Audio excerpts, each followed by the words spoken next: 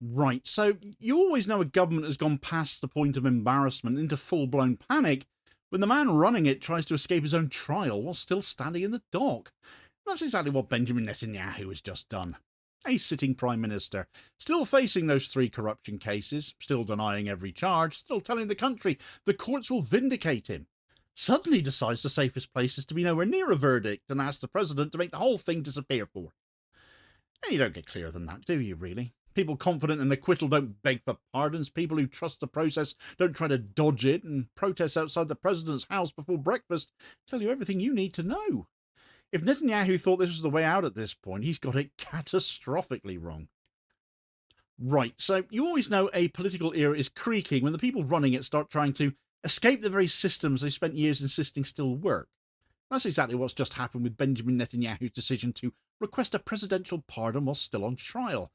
Because this isn't a routine legal step or some procedural tidying up. It's a sitting prime minister trying to end his own corruption trial before the court has finished hearing it. Still without admitting guilt, without accepting responsibility, and without even pretending the process has reached a point where clemency would normally be considered. It lands as a moment where the system feels it twitch, because a move like this tells you he no longer trusts the process to deliver the outcome he spent 5 years telling his supporters is inevitable. And that's the point where you can see the politics through the legal paperwork, can't you? Because nobody confident of acquittal asks for the trial to suddenly disappear, do they?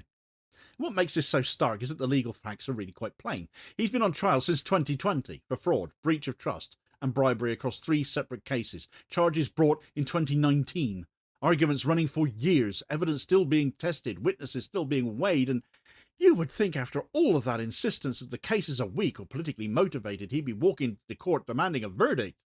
But instead he's walked past the court altogether and gone straight to the president, which is why the political ground has shaken immediately. The moment the request hit the public record, protests began forming outside President Herzog's residence, slogans accusing the state of sliding into Banana Republic territory. People showing up before the political class had even agreed on the talking points because the public understood what they were looking at. They knew what was coming. They were looking at a prime minister trying to pull the plug on the legal system that's meant to hold him accountable. And here's the thing, because this is where the mechanics matter. The president does have the legal power to grant a pardon before a conviction. That's written into Israel's basic law, and it's no use pretending otherwise. But law is one thing, and political legitimacy is quite another. And Israel's political stability has always depended on that unwritten space between the legal minimum and the democratic expectation, which is why this request has exploded, frankly, in the way it has, and is getting reported as widely as it is, at least in some publications. The presidency isn't an executive power base, it's a legitimacy office. The pardon power works because nobody abuses it. It survives because it isn't touched in anger. The public trusts it because it's always been used sparingly, and almost always after guilt has either been admitted or a conviction has been handed down.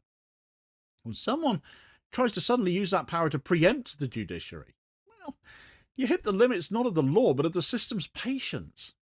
And this is where Isaac Herzog gets dragged into this crisis, because he now has to respond not to a legal question, but to a constitutional one.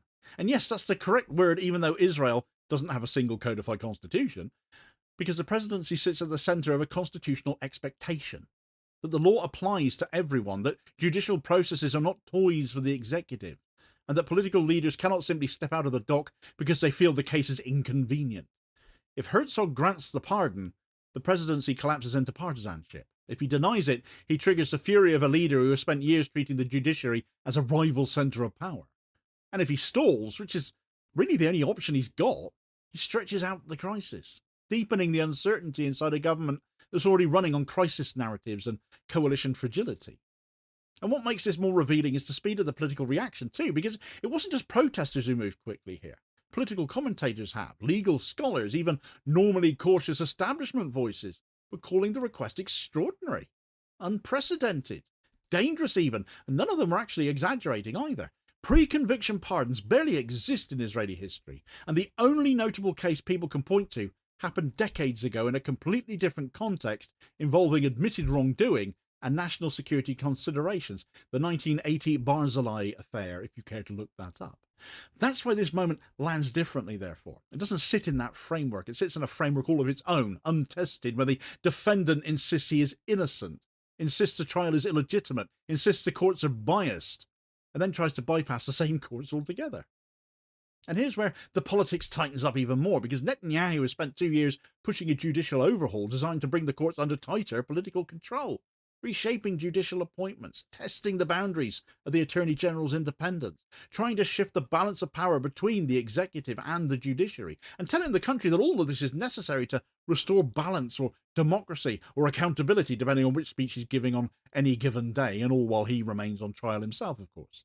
When someone who has spent that long saying the courts have too much power suddenly demands the power of the courts be taken away entirely, well, nobody misses that, do they? The request doesn't sit outside the judicial overhaul. It exposes its intent.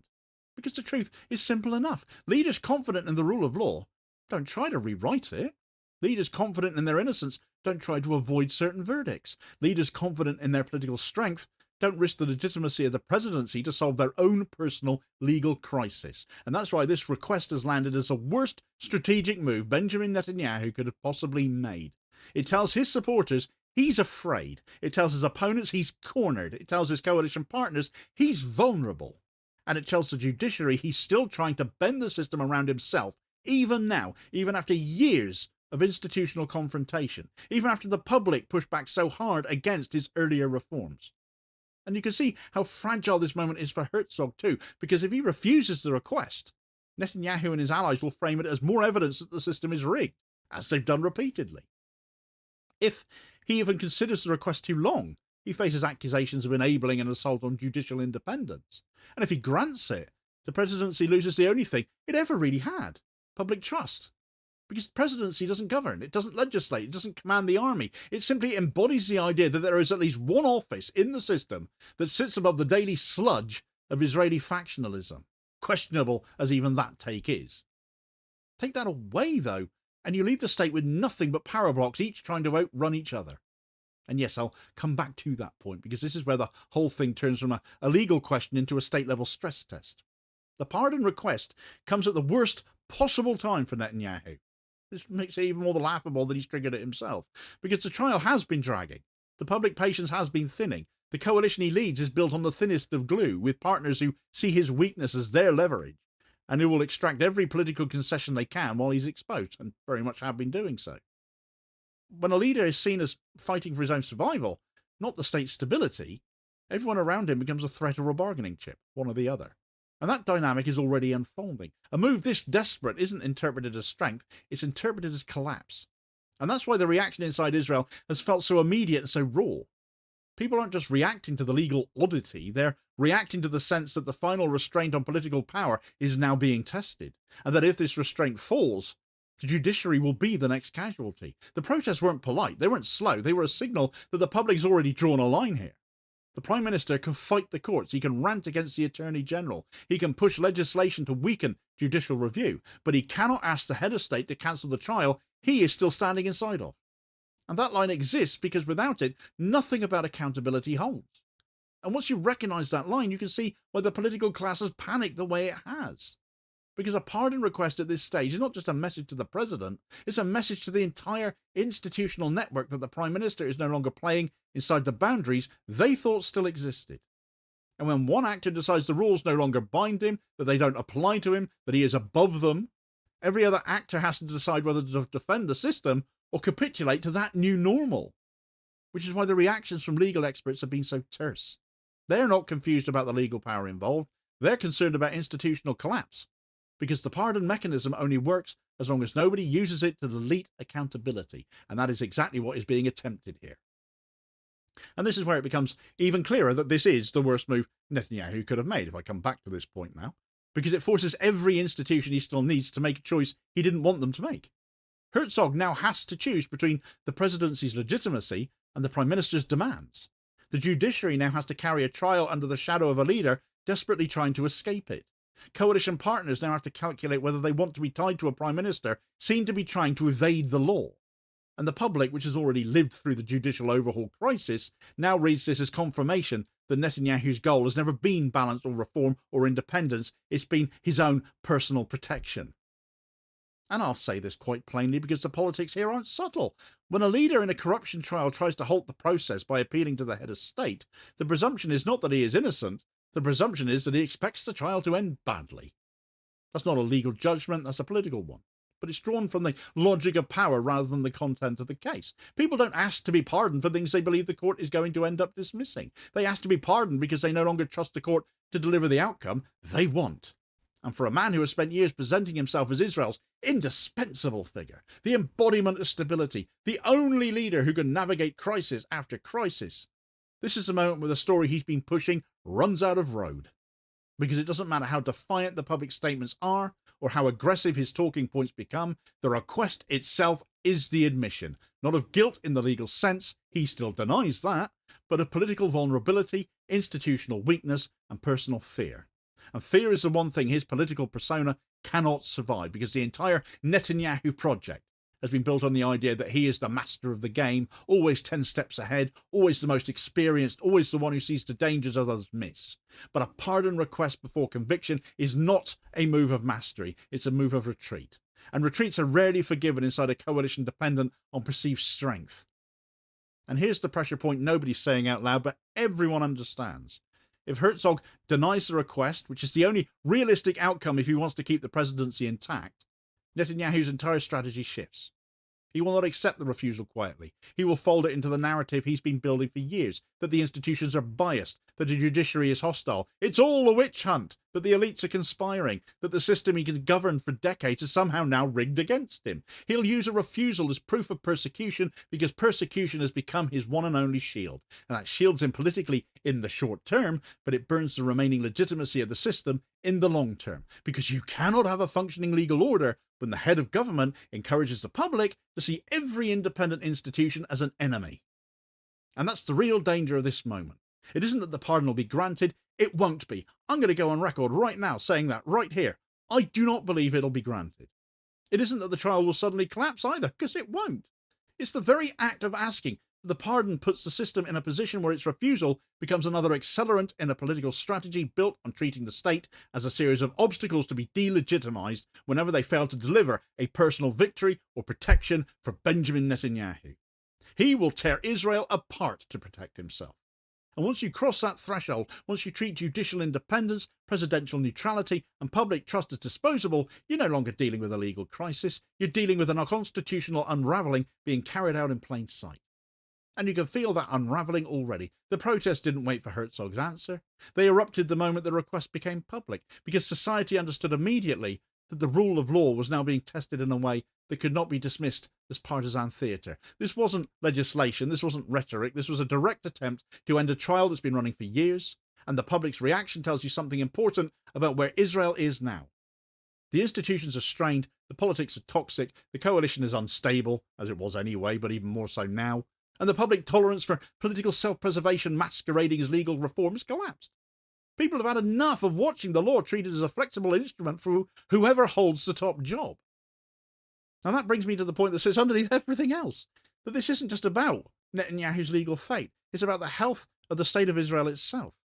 Because a democracy, as they claim to be, cannot possibly survive long if its leaders believe they can step outside the law whenever the law becomes a personal inconvenience.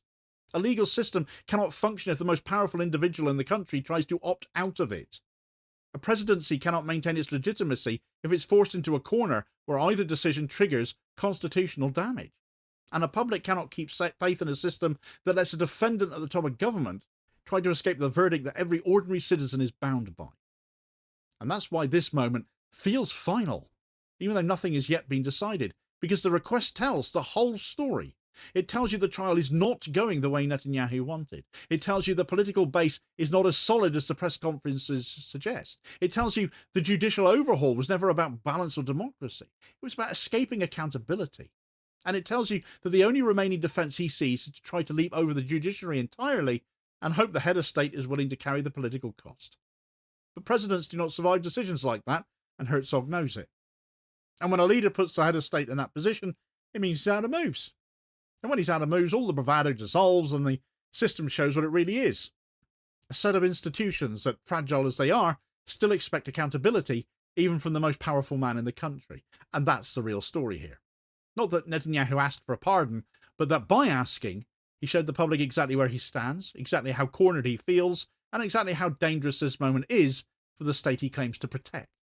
And this is where the verdict becomes unavoidable, because by the time you reach a moment where a sitting Prime Minister asks the President to erase a trial still in progress, you've already left the realm of legal argument and entered the realm of political self-preservation. And that's the point the public understand instantly.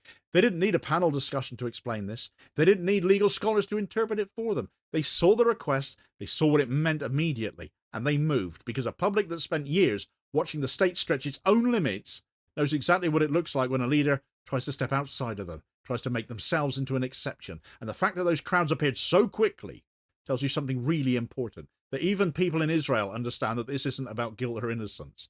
It's about whether their system still functions at all. And if you trace the line through the last few years, the pattern's obvious. A judicial overhaul that was sold as democratic reform, but designed to weaken judicial independence. A coalition built on fear and grievance rather than stability. Legislative pushes framed as balancing institutional power, but aimed at consolidating executive control. And now this, a direct appeal to the presidency to end the trial before the court has reached a verdict. None of these moves stand alone. They only make sense when they're all placed side by side, because together they show a leader trying to remodel the state's architecture around his own legal and political needs. And when that architecture pushes back, he tries to go around it instead of through it. The pardon request is not an endpoint, it's a symptom.